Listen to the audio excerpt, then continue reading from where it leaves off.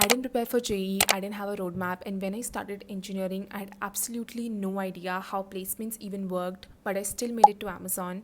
Hi everyone, I'm Manisha and I'm currently working as a software development engineer at Amazon, and I've previously interned at both Microsoft and Amazon and won a hackathon with JP Morgan and Chase. And today I would like to share with you all my journey of coding from school to college and how I landed roles in big tech companies. And this is my real journey, including rejections, confusions, and everything in between. So I was first introduced to coding in school.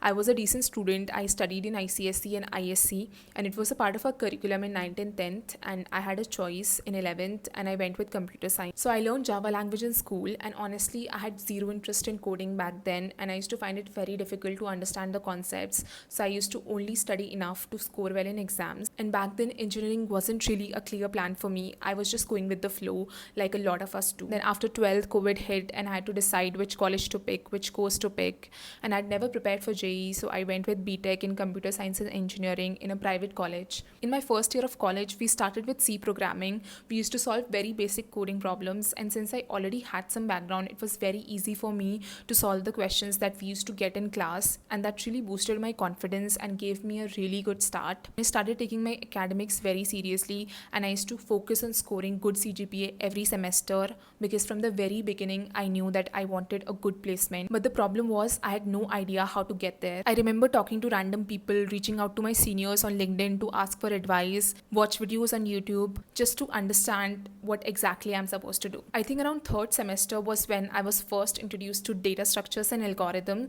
and I got to know that it is very important for placements. And I could see people around me who had been doing DSA since first year. Meanwhile, I was just starting, but I didn't let that discourage me. I in fact initially enjoyed doing data structures and algorithms, those concepts of stack and queues. I used to watch Jenny's lecture after class to better understand them.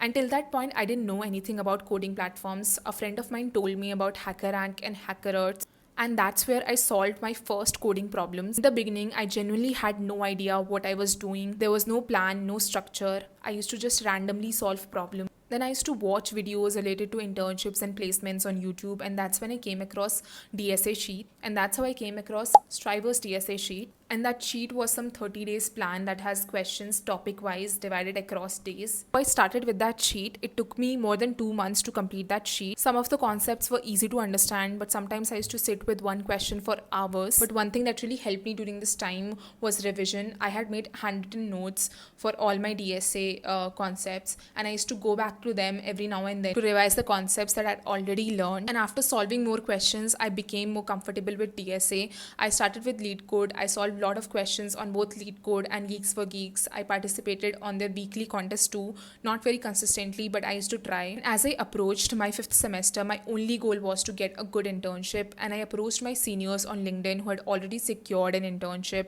or placement, and most of them gave a similar advice that you should have a good resume and that you should be able to solve medium level DSA questions easily. So that became my focus during that time. Then internship season started, and honestly that phase was very stressful. There were applications, online assessments, and interviews continuously happening, and everyone around me also seemed very serious and focused. My first major interview was with Amazon. It was a 2 months summer internship. In short, I got 2 DSA questions in my interview, and one of them I'd already previously solved, but I got extremely nervous during the interview and I just couldn't think in that moment. I got rejected after that. Then I interviewed for Google. I cleared first round of interview, and in the second round I was not able to perform really well, and I got rejected from there too. And honestly, that phase was very confusing for me because I knew I was putting in effort and I'd improved from where I started, but somehow I wasn't able to perform properly in interviews. And during all this, I also realized that placements are not just about coding.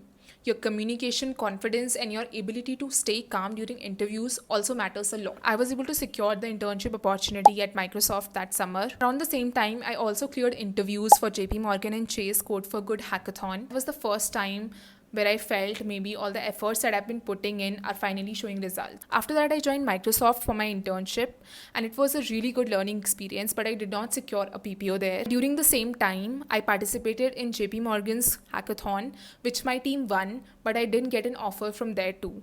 And when I came back to college in 7th semester, I had no offers and I had to start preparing again for placements. At that point, a lot of people around me were already getting placed, and that phase was honestly very stressful for me. So I started preparing for interviews again. I solved numerous DSA problems across multiple coding platforms. During this time, I also appeared in a couple of companies in my college placements, but I got rejections.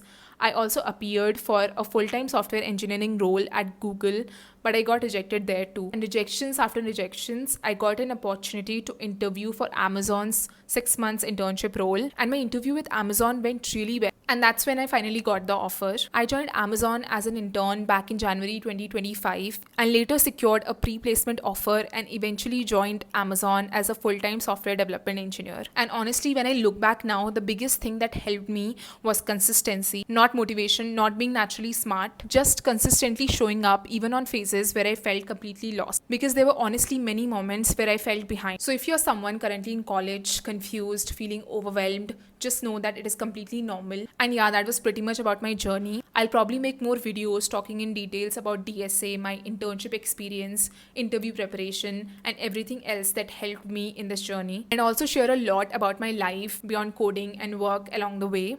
So yeah, thank you for watching, and if there's anything specific you want me to talk about and cover in future videos, do let me know in the comments. I'll see you in the next.